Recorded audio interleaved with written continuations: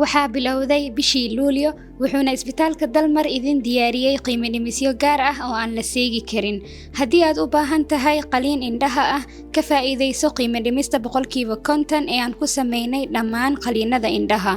Waxaan sidoo kale lacag la'aan ka dhignay la tashiga dhakhtarka keliyaha inta lagu jiro bisha Luulyo.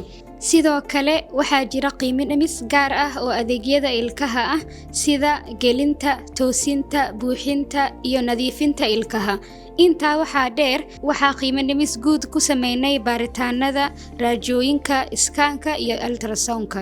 Halumin fursadan oo wac 2666 ama eber 63937 si aad u hesho faahfaahin ama nagu soo booqo xarunteena weyn ee kilomitir 6 agagaarka isgoyska Banaadir degmada Hodan. Dalmar Specialty and Teaching Hospital. Higsigeenu waa caafimaadkaaga.